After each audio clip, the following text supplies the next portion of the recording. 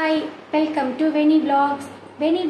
Many கிச்சனில் இன்றைக்கி நம்ம என்ன சமைக்க போகிறோம்னா ஈஸி அண்ட் டேஸ்டியான தக்காளி சாதம் தான் செய்ய போகிறோம். வாங்க எப்படி செய்கிறதுன்னு பார்க்கலாம்.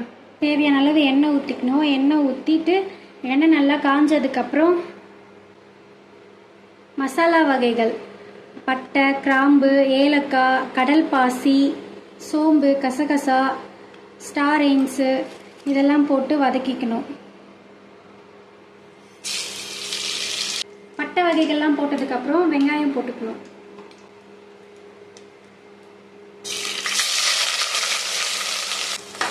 நல்லா வதக்கிக்கலாம். வெங்காயம் நல்லா வதங்கிடுச்சு. இப்போ இஞ்சி பூண்டு பேஸ்ட்டு சேர்த்துக்கலாம். இஞ்சி பூண்டு பேஸ்ட்டு ஒரு 2 ஸ்பூன் சேர்த்துக்கலாம்.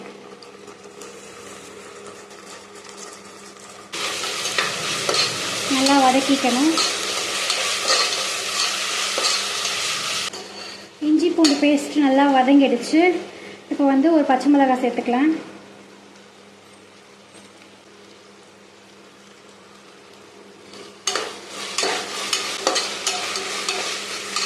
அடிக்கிற வெயிலுக்கு பச்சை மிளகாய் கம்மியாகவே சேர்த்துக்கிறேன். ஏன்னா ரொம்ப சூடாக இருக்குது. பச்சை மிளகாலாம் காரமாக இருக்கும்.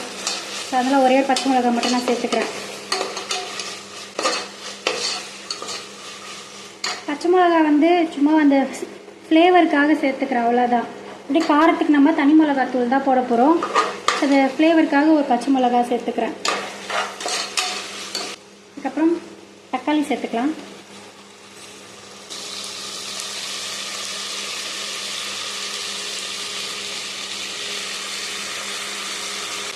தேவையான அளவு உப்பு, கொஞ்சமாக மஞ்சத்தூள், ஒரே ஒரு ஸ்பூன் கரம் மசாலா. தக்காளி வெங்காயம் கூட ஒரு பிடி புதினா சேர்த்துக்கலாம். ஃப்ரெஷ்ஷாக இருக்குது பாருங்கள். எங்கள் வீட்டு மாடிலேயே விளைஞ்சது, அதுலேருந்து பறிச்சுட்டு வந்தேன். புதினாலாம் கடையில் வாங்கி ரொம்ப நாள் ஆகுதுங்க. மாடியில் போட்டுட்டோம்னா பாட்டுன்னு வளர்ந்துட்டே இருக்குது. புதினா போட்டு நல்லா வதங்கினதுக்கப்புறம் கொஞ்சமாக தயிர் சேர்த்துக்கலாம். கொஞ்சம் தயிர்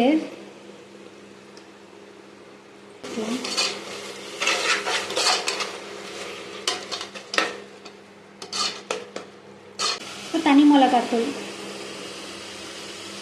காரத்துக்கு ஏற்ற மாதிரி போட்டுக்கலாம். நான் காரம் கம்மியாக தான் சேர்த்துக்கிறதுனால கொஞ்சமாக சேர்த்துருக்கேன். உங்களுக்கு காரமாக வேணும்னா நீங்கள் எக்ஸ்ட்ரா கூட தனி மிளகாத்தூள் சேர்த்துக்கலாம். இது வதங்கிடுச்சு. இப்போ நான் 1 கிளாஸ் பாசுமதி அரிசி எடுத்திருக்கேன். ஸோ அதுக்கு 2 கிளாஸ் தண்ணி வச்சுக்கிறேன். இந்த கிளாஸில் தான் நான் அரிசி அளந்து போட்டதுனால இந்த கிளாஸில் 2 டம்ளர் தண்ணி வச்சுக்கிறேன். 2 கிளாஸ் தண்ணி ஊற்றிக்கிறேன். 1 கிளாஸ் அரிசிக்கு 2 கிளாஸ் தண்ணி.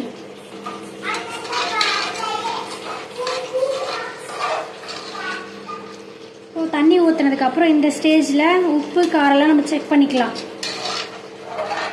உப்பு கம்மியாக இருந்தால் நம்ம ஒரு கல் எக்ஸ்ட்ரா உப்பு அதிகமாக போட்டுக்கணும். ஏன்னா அரிசி போடும்போது கரெக்டாக இருக்கும். அப்போ தான் இது கூட கொஞ்சம் கொத்தமல்லி சேர்த்துக்கலாம்.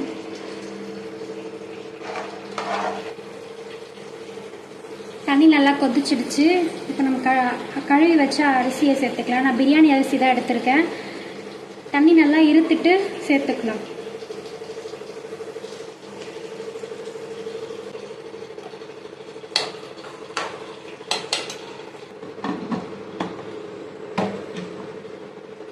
ஒரு விசில் வந்துடுச்சு. இப்போ நான் அடுப்பு ஆஃப் பண்ணிட்டேன். இந்த ப்ரெஷர் போனதுக்கப்புறம் நம்ம ஓப்பன் பண்ணி பார்க்கலாம்.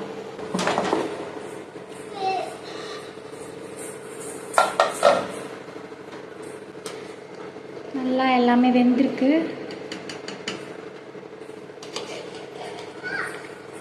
உதிரியான தக்காளி சாதம் ரெடி ஆயிடுச்சு. டேஸ்டான ஈஸியான தக்காளி சாதம் செஞ்சாச்சு. இது கூட ரைத்தா வச்சிருக்கேன். நீங்கள் ஒயிட் எக்கு, முட்டை ஆம்லேட் கூட வச்சு சாப்பிட்டுக்கலாம்.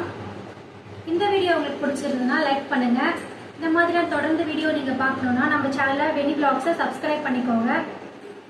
தேங்க்ஸ் ஃபார் வாட்சிங். பாய். நெக்ஸ்ட் வீடியோவில் பார்க்கலாம்.